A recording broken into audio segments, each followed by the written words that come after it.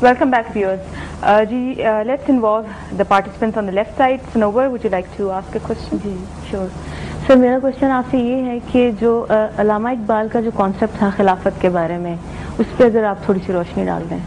देखिए बेटा, ये बात तो बिल्कुल वाज़ेह है कि अल्लामा इकबाल के दिल भी खून के आंसू रोया था खिलाफत के ख़त्म होने से। हमने उनकी शायरी आपको सुनाई है, उनके पैगामात ने, उनकी दावत ने आग लगाई हुई थी पूरे हिंदुस्तान में खिलाफत के हवाले से एक एक बात। लेकिन अल्लामा इकबाल एक फ़लसफ़ी, एक फ़िलासफ़र, एक दूरबीन, एक दरवेश, एक फ़कीर, एक कई सौ साल आगे देखने वाले वजूद अल्लाह की तरफ तोहफे के तौर पर हमें दिए गए। अल्लामा इकबाल प्रैग्मेटिक थे, उन्होंने इस मसले का हल भी बताया। आपकी किताब reconstruction of religious thought in Islam अगर उठा के देखिए तो उसमें उसका हल ये बताते हैं कि अगर मुसलमान ममालिक अब टूट के छोटे छोटे मुल्कों में तब्दील हो ही गए तो हर मुसलमान अपनी जगह पर अपने आप को पहले रीऑर्गेनाइज करे। तो देखिए, खिलाफत के जवाल के बाद, खिलाफत का जवाल हुआ किस लिए था? इसलिए कि पूरे मुसलमान दुनिया में इन्हितात था। पूरी मुसलमान दुनिया में ना मिलिट्री ताकत थी, ना एकेडमिक्स थी, ना तालीम थी, ना इल्म था, ना हेल्थ थी, ना हमारे पास यूनिवर्सिटी थी, ना कॉलेजेस थे।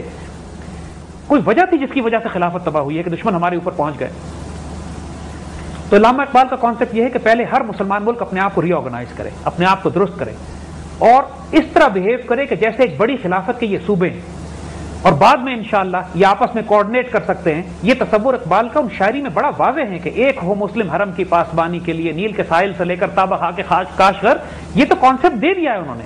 वो दोबारा वही चाहते हैं कि खिलाफत स्टैब्लिश हो, एक हो मुस्लिम हरम की पासबानी के लिए, और होंगे इंशाअल्लाह। लेकिन फॉरेन पॉलिसी, उनके डिफेंस, उनकी इकोनॉमी इकट्ठी हो सकती है। बेशक अंदर की एडमिनिस्ट्रेशन फिलहाल वो अपनी आप मैनेज करें। ये कॉन्सेप्ट यूरोपियन यूनियन ने अडॉप्ट किया है, नॉर्थ अमेरिकन यूनियन इसको अडॉप्ट कर रही है। पूरी दुनिया में बड़े बड़े ब्लॉक्स बन रहे हैं, कलेक्टिव सिक्योरिटी अरेंजमेंट हो रहा है। जब ये सारे कुफर का निजाम ये काम कर सकता है तो मुसलमानों को क्या प्रॉब्लम है? यही कॉन्सेप्ट इकबाल ने दिया है कि collective security arrangement, collective economic arrangement साथ साथ ये मुसलमान मुल्कों के अलग होते हुए भी कायम किया जा सकता है। और फिलहाल अपने अपनी जगहों पर हमें जो काम करने की जरूरत है, पाकिस्तान हमारा बेस है, हम पहले यहाँ काम करेंगे। जी Ehsanullah, you'd like to ask something? Thank you ma'am. Sir, मेरा आपसे क्वेश्चन ये है कि खिलाफत उस्मानिया के टूटने से उम्मत मुस्लिमा को क्या नुकसान पहुंचा? देखिए एहसान, नुकसान उस खानदान को क्या नुकसान पहुंचता है जिसका बाप इंतकाल कर जाए, जिसके बच्चे यतीम हो जाए। उम्मत मुस्लिमा के साथ यही मामला हुआ है।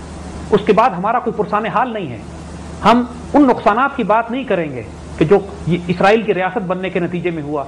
हम उस नुकसानात की बात नहीं करेंगे कि पूरी दुनिया के मुसलमानों पर फिर दोबारा से नौआबादी साम्राज्य निजाम कायम होना शुरू हो गया। हम सबसे ज्यादा उस नुकसान की बात करेंगे कि पूरी उम्मत मुस्लिमा फिक्री और ज़हनी और दीनी और रूहानी और सियासी तौर पर इस तरह बिखर के रह गई कि आज इसके पास कोई डायरेक्शन नहीं है। आज मुसलमानों के पास कोई वजूद नहीं है जो उनकी इज्जत और आबरू के लिए खड़ा होकर बात कर सके। अपनी तमाम तर कमजोरियों के बावजूद खिलाफत उस्मानी जो थी मुसलमानों की इज्जत और आबरू का दिफा कर रही थी। हमने आपको बात बताई फलस्तीन वाली, हमने आपको बात बताई किस तरह एक ड्रामे को रुकवाया उन्होंने जब सुल्तान खुद जंगी लिबास पहनकर आ गया मुसलमानों की आबरू की हिफाजत करने के लिए। तमाम तर कमजोरियों के बावजूद उनमें यह गैरत बाकी थी। खिलाफत एक रूहानी वजूद होता है, खिलाफत एक सियासी वजूद होता है, खिलाफत एक दीनी मरकज होता है। तमाम तर कमजोरियों के बावजूद हिंदुस्तान के मुसलमानों ने और उलमा ने फतवे दिए थे कि खिलाफत के बगैर जिंदगी नहीं गुजारी जा सकती।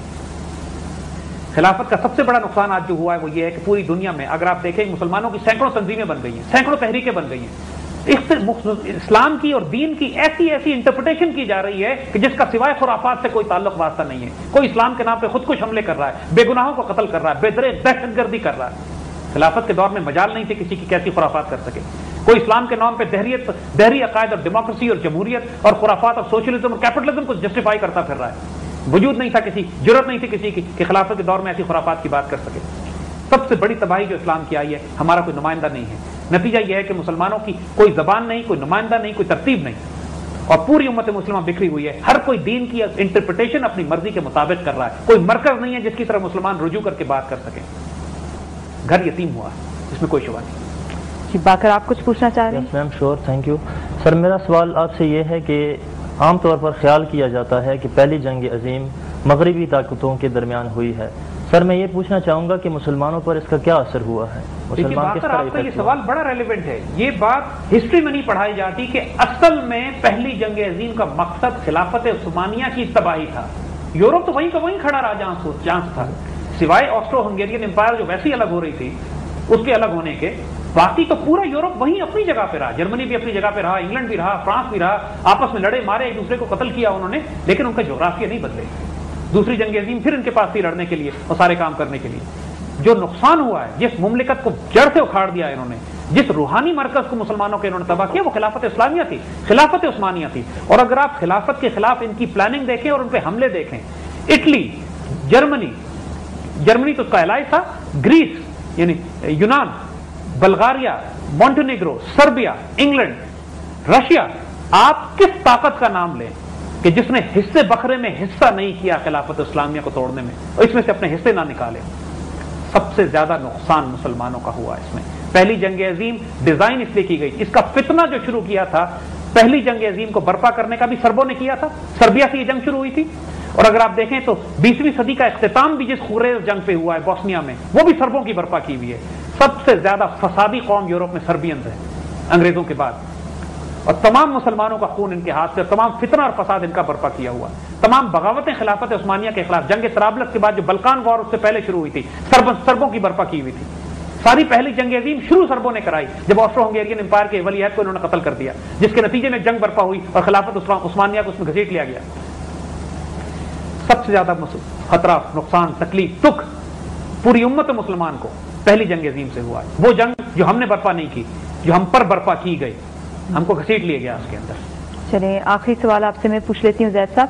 آپ نے we have seen many half baked attempts at the revival of خلافت، لیکن آپ نے ابھی ہمیں پروگرام کے دوران بتایا کہ اب جو خلافت قائم ہوگی وہ خلافت راشدہ ہوگی.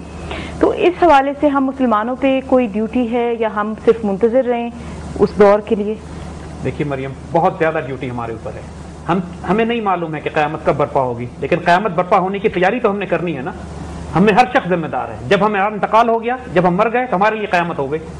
اسی طرح خلافت جب بھی اللہ چاہے گا قائم کرے گا، لیکن یہ ہماری ذمہ داری ہے کہ آج جو مسلمانوں کو تکلیف ہو رہی ہے، آج جو پوری دنیا پہ مسلمانوں کو نوچ بھچوڑ کے کھا رہے ہیں یہ کفار جو ہیں، ہر طرف سے ہر مسلمان ملک کو آکوپائی کیا ہوا ہے، ہر طرف بے دریغ مسلمانوں کا خون بہایا چلا جا رہا ہے. جو کیپیسٹی جس مسلمان میں ہے ریزسٹ کرنے کی، چاہے زبان سے کرے چاہے دل سے کرے، لیکن اس کے اخلاق، اس کے آداب جو شریعت کے مطابق ہے ہم نے مینٹین رکھنے ہیں. ہم لوگ کافر نہیں ہیں، نہ کافر ہمارے استاد ہیں، نہ ہم کفار کا طریقہ اختیار کرتے ہیں. ہمارے پاس نبوی طریقہ موجود ہے، سنت طریقہ موجود ہے، جہاں محبت، پیار، نرمی اور قواعد اور قاعدے موجود ہیں.